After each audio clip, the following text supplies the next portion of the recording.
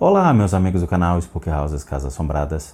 É o Rodrigo aqui novamente, hoje para mais um vídeo da nossa playlist de objetos sagrados. Bom, eu fiquei devendo para vocês um monte de vídeos porque as solicitações são inúmeras, mas esse aqui ficou pendente e eu acho que é muito importante nós entrarmos em discussão sobre os objetos sagrados, como utilizá-los, como nos proteger e principalmente quais são os reais efeitos que esses objetos causam no mundo espiritual. Então eu escolhi um objeto muito legal aqui, que eu utilizo pessoalmente, tanto nas práticas de exorcismo quanto na limpeza de casas, e acho que vale a pena para vocês começarem a entender como todo o processo é feito. Então sentem-se, acomodem-se e se preparem para muitas descobertas a partir de agora.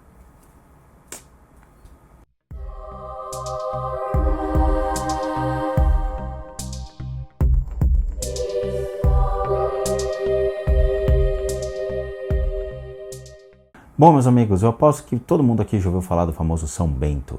Também ouviram falar dos mosteiros de São Bento espalhados no mundo todo, principalmente aqui em São Paulo. A gente tem um mosteiro incrível e que eu recomendo para aqueles que ainda não conhecem, vão lá e tomem um excelente café da manhã pela manhã, porque eles têm uma mão muito boa para comida, vale muito a pena. Para aqueles que gostam de mais emoção, tem como vocês pedirem para se hospedar nas catacumbas do Mosteiro São Bento. Aí eu quero ver só quem realmente vai aguentar isso. Bom, mas vamos entender um pouco mais sobre a sua história. O nome de São Bento, na verdade, era São Bento de Núrcia. Nascido em Beneto de Núrcia, ele foi um monge, foi um fundador de uma das ordens mais antigas, a Ordem dos Monges Beneditinos, e criador de uma das regras utilizadas até hoje dentro dos mosteiros. Mas, além disso, ele ainda foi colocado como um dos patronos da Europa pelo Papa Paulo VI em 1964.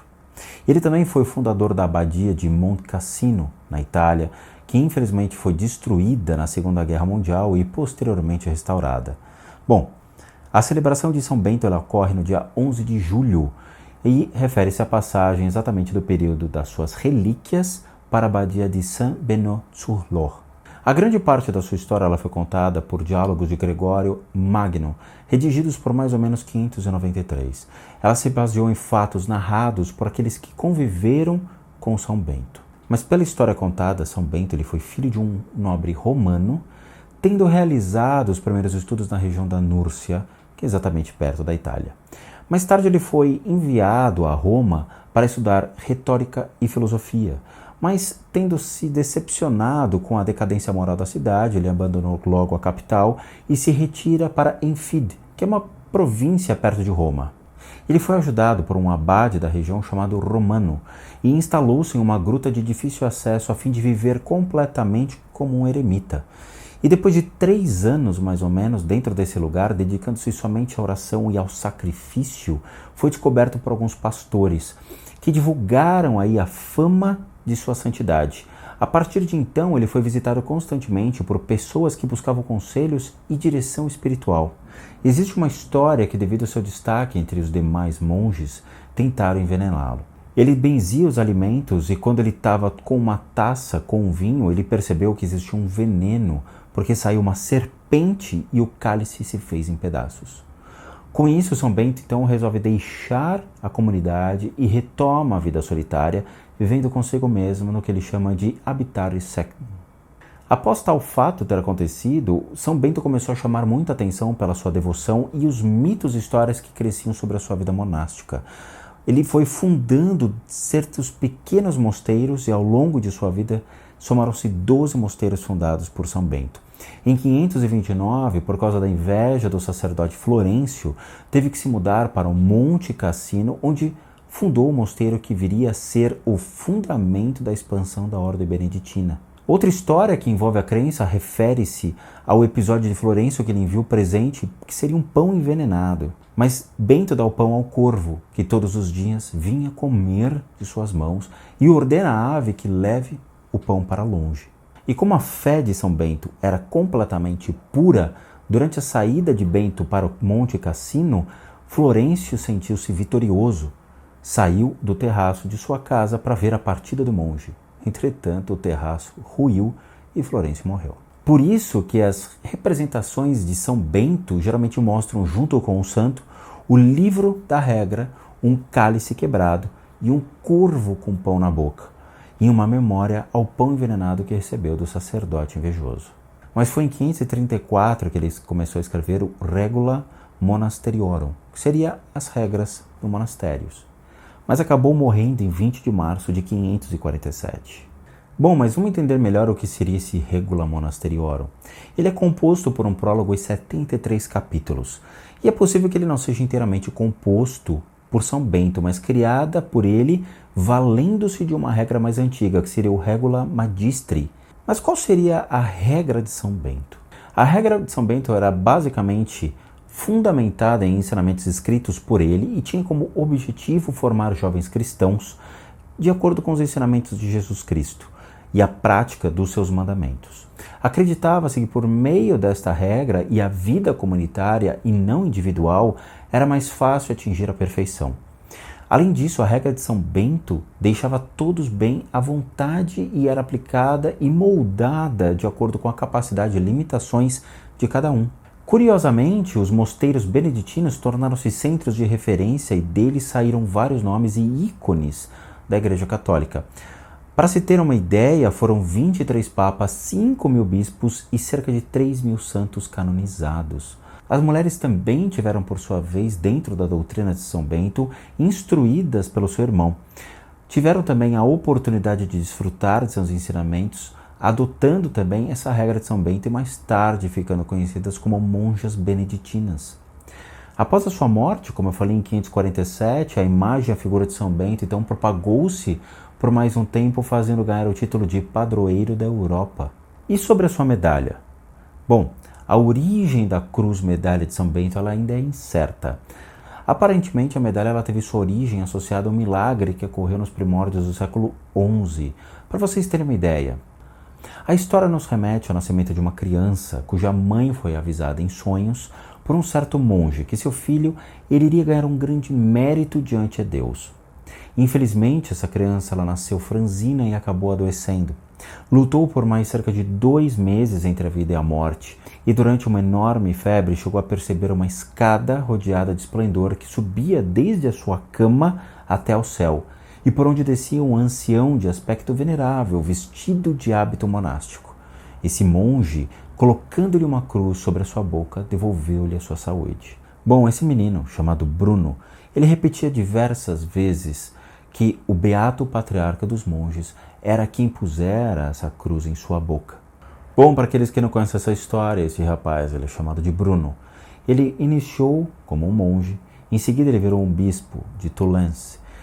Em seguida ele virou um sumo pontífice da sede romana no ano de 1048, adotando o nome de Leão IX e mais tarde colocando-se entre os santos. Bom, essa medalha sempre foi um mistério e ela ficou perdida no seu tempo. Mas foi em 1647, na Baviera, por ocasião da condenação de algumas bruxas, que afirmaram não conseguir praticar qualquer tipo de feitiçaria ou encanto em lugares em que houvesse essa imagem da cruz, em especial na abadia de São Miguel de Metz.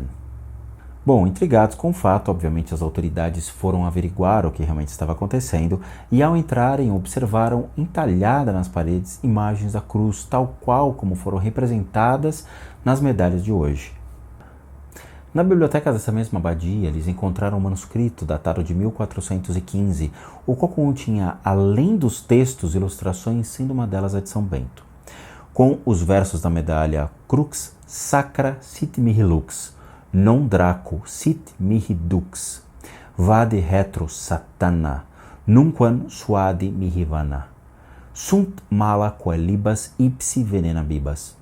Em 1742, o Papa Bento XIV ele aprovou a utilização da medalha, concedendo indulgências a quem usar em estabelecimentos a oração do verso da medalha como uma forma de exorcismo, que tornou conhecida como Vade Retro Satana. Atualmente, uma forma mais comum da medalha é a que vemos nessas ilustrações, conhecida como a medalha de jubileu. Ela foi cunhada mais ou menos em 1880 por ocasião do 14º centenário do nascimento de São Bento, aí pelos monges de Beuron, da abadia de Monte Cassino. Essa medalha acrescenta a palavra pax, ou paz, no alto da cruz e os pés de São Bento os dizeres ex SM Cassino, do San Monte Cassino de 1880. Bom, ao longo da história, a medalha sofreu várias variações e nas mais antigas ainda é possível encontrar uma figura de São Bento rodeada em uma frase em latim que diz Eius in obito nostro presentia muniamur, ou seja, que a hora da nossa morte nos proteja a tua presença.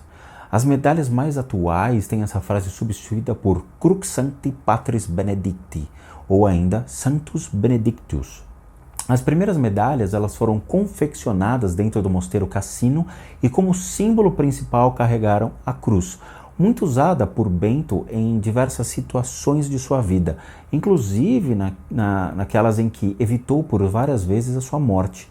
Para Bento, o sinal da cruz ele era como um sinal de coisas boas feitas em sinal de vitória contra o mal e a morte. Para aqueles que ainda não viram a medalha, na frente ela existe essa frase que eu acabei de falar, Eius in obito nostro presentia muniamur, ou seja, sejamos protegidos pela sua presença na hora de nossa morte. E no verso existem várias pequenas letras que diz CSPB, ou Crux Sancti Patris Benedicti, ou que seria a cruz sagrada do Padre Bento, CSSML, que seria Cruz Sacra Siti Mihi Lux, a cruz sagrada, seja minha luz, NDSMD, que seria Non Sacro Sidi Mihi Dux, ou seja, não seja o dragão meu guia, VRS, Vade Retro Satana, para trás Satanás, NSMV, que seria Nunguano Suade Mihivana, ou Nunca Seduzas a Minha Alma, SMQL, que seria Sunt Male Quad Libas, ou seja, são coisas, mas as que brinda, e IVB, que seria Ipsi Venena Bibas, ou bebas do mesmo veneno. Olhando para a medalha, você consegue observar São Bento carregando o livro que foi mencionado, o livro da regra de São Bento, com suas palavras iniciais, que escuta, ó filho, os preceitos do mestre. Traz, na direita a Santa Cruz, o sinal da vitória de Cristo sobre o mal e a morte. Nas épocas do século XVIII e XIX, era comum pessoas enterrarem essas medalhas por volta de suas fazendas para proteger das pragas e dos assaltantes, ou mesmo em construções de casas. O curioso é que tais medalhas elas eram abençoadas por bispos no dia de São Bento, ou seja, dia 21 de março, segundo aí o rito tradicional da missa. Mas depois, foi em 1965, que a data ela foi alterada para o dia 11 de julho. Hoje ela é comercializada como uma joia, acreditando-se que ela tem essa possibilidade de espantar os maus espíritos, inclusive também o mal olhado. Bom, e a cruz de São Bento, como é que ela funciona e como foi confeccionada? Acredita-se que nem o demônio, nem alguma criatura tem o poder de prejudicar verdadeiramente uma alma unida a Deus. Mas como essa medalha e sua história elas podem nos auxiliar? Bom, meus amigos, lembra que eu falei no primeiro episódio que postei nessa playlist sobre a introdução dos objetos sagrados? Bom, eu disse que quando conhecemos a história de cada objeto e sua utilização, fortificamos a nossa crença e a nossa fé por meio do respeito a tais objetos. O que vocês estão vendo aqui na minha mão é a representação da medalha real utilizada por mim para expurgar os demônios. Exatamente. Essa medalha ela foi confeccionada realmente no mosteiro de São Bento, ok? Mas não no Brasil. Tá? Aqui você tem todas as palavrinhas que eu falei. Eu não sei se vocês conseguem enxergar, eu acho que é assim. Estão todas aqui. Ok? Mas a que eu mais uso, por incrível que pareça, não é essa. É esta daqui. Ela fica dentro desse saquinho, ok? Ela foi confeccionada também para exorcismos.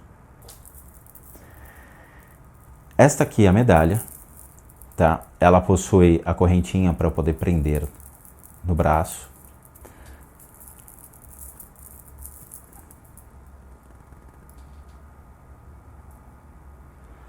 Tá? Esse aqui é o terço que eu mencionei.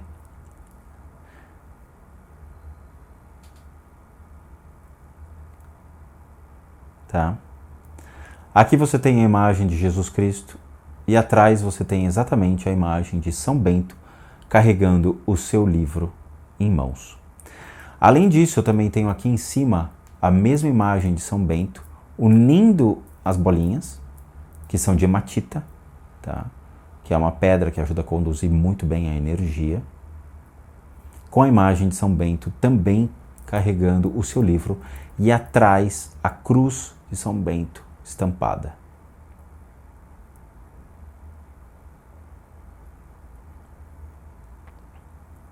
Ok?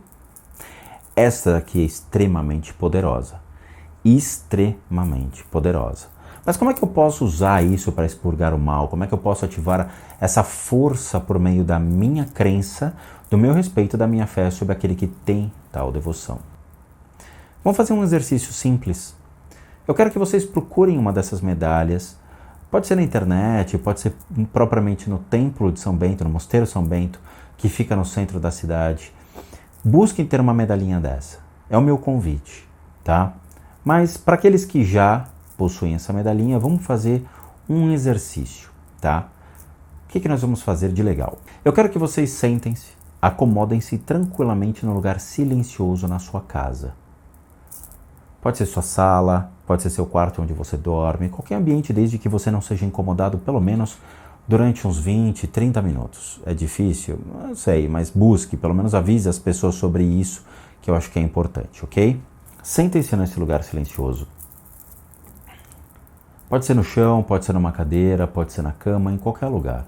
Mantenha-se seus olhos fechados e escutem a sua respiração. Concentrem-se na sua respiração, até vocês conseguirem aquietar a mente. Depois que vocês aquietarem a sua mente, eu quero que vocês coloquem essa medalha no meio da sua testa. Então vocês vão pegar ou a própria medalha ou o tercinho e vocês vão colocar na sua testa. E segurem isso por alguns minutos. Busquem sentir essa sensação, busque sentir essa emoção, busque ter alguma sensação durante esse exercício, ok? Depois você tira a sua medalhinha, continua respirando e traga a sua consciência e as percepções que você teve. E registre isso. Em seguida, eu quero que você faça a mesma coisa colocando essa medalha no seu coração. Então você vai colocar essa medalha no seu peito e você vai respirar de olhos fechados, sentados no seu lugarzinho, quietinhos. E busquem sentir a energia dessa medalha sobre seu corpo. E lembrem-se de tudo que eu falei sobre a história de São Bento, sobre a sua vida, sobre seu sacrifício, sobre a sua devoção a Deus. E jogue esse pensamento em cima dessa medalha. Façam isso. Depois que vocês fizerem isso, novamente, voltem a respirar, tomem a sua consciência e registrem o que aconteceu, todas as suas sensações e suas emoções. Somente para contar aí uma curiosidade sobre a minha medalha de São Bento. Quando eu comprei essa medalha, eu coloquei junto ao altar que eu possuo aqui em casa, que é esse altarzinho aqui atrás, e eu comecei a sentir algo estranho no meu redor. Parei, respirei e comecei a vasculhar o que poderia estar influenciando na minha casa. Eu senti presenças estranhas entrando e saindo, mas coisas novas, eu não conhecia isso. E de repente apareceram 3 abades próximo à porta do quarto de orações. 3 abades. E na hora eu até estranhei, falei, poxa, não, como assim abades aqui em casa? O que será que eu tenho de diferente para atrair abades? Eu fiquei olhando para eles olhando para mim, e aí eu entendi. Peguei a medalha e segurei. E assim como eu fiz no vídeo da Tabaouija, eu coloquei a consciência na medalha e busquei confirmar essa informação. E percebi que estavam ligados a essa medalha. O mais legal é que todas as vezes que eu preciso realizar alguma intervenção divina ou sobre uma pessoa, eu utilizo essa medalha de São Bento com o intuito de realizar uma espécie de exorcismo. E sempre eles aparecem ao redor e me auxiliam na retirada dos espíritos ruins que acabam sendo arrastados e presos e levados novamente até Deus, para uma espécie de julgamento. Agora, eu não sei quem são esses abades, não sei a história deles. Não vou fazer nenhum tabuleiro Ouija perguntando quem são ou quem não são, o que eles fazem, o que eles não fazem. Não vou fazer nenhum interrogatório CSI Miami, que nem fizeram outro dia com uma entidade. A única coisa que eu sei é que eles me ajudam no processo. Eles encaminham as energias ruins e mais nada. É isso que eu preciso saber. É só isso. A sua ajuda para um processo de intervenção sobre uma pessoa que precisa de ajuda. É só isso, mais nada. Bom, quem sabe a medalha que vocês comprarem não esteja também presenteada, vai saber? Quem sabe a energia divina que está sobre vocês realmente não ative essa consciência e faça com que vocês despertem a habilidade de sentir a energia dos objetos e começar a trabalhar com objetos sagrados. Bom, eu espero que vocês consigam e lembrem-se, basta realmente acreditar e ter a fé necessária que será um amuleto de proteção pessoal contra energias maléficas inacreditável que vocês vão ter em casa. Bom, meus amigos do canal, fico no aguardo dos comentários sobre esse vídeo e sobre, obviamente, os testes que vocês realizaram. Grande abraço a todos e lembrem-se, bons sustos.